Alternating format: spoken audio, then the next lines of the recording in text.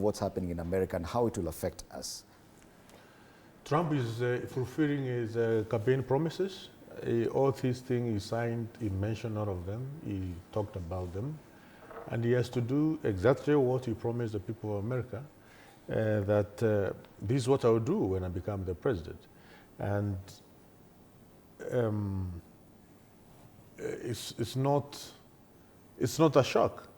It's exactly what he told the people of America. And he has a total mandate, you know, overwhelming mandate as a president, because he won the Senate, the governors, and the House of Representatives.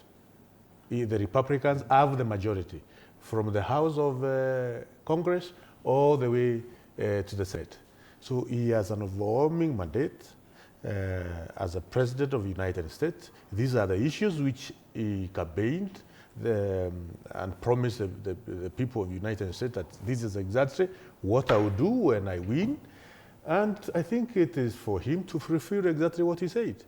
We may not agree with a number of issues, okay?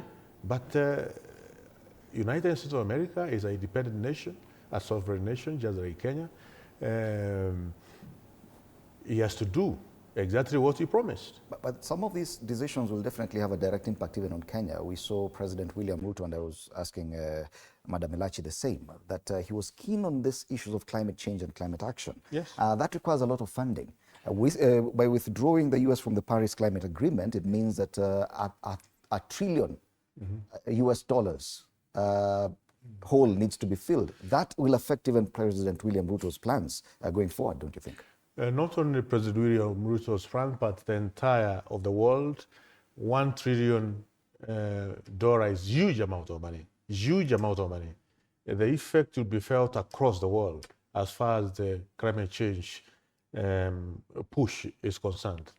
I don't agree with Trump as far as the issues to do with the climate change at all, because I'm a firm believer of that climate change is real, and we can see it everywhere we go. For instance, in my village, where we used to swim and have a river, is no longer there. It is gone many years, several years now. The issues of climate change is a reality. I have participated in the development of climate change project over the years across several countries in Africa. It's scientific. There is a way of measurement, you know, to do the measurement on the changes which are there in our environment. We can use geospatial technologies to see the real change in terms of, let's say, 1980 and now.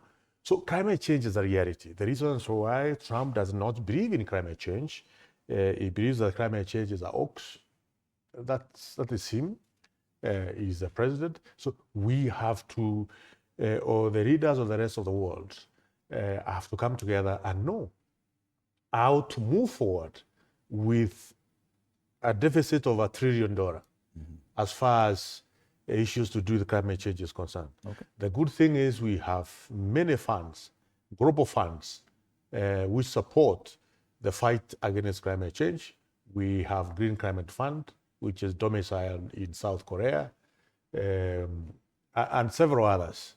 We have quite a number of efforts. So it's upon other leaders of civilized nations to come together, the UN, United Nations, UNEP, and other agencies to come together and know how they can champion, because we need sustainability for the sake of the future generations. All right. We must ensure our children have, and our grandchildren will have, a sustainable world, a better place than the way it is at the moment. Okay. And this is something which we cannot sit and say is not there. But that is Trump.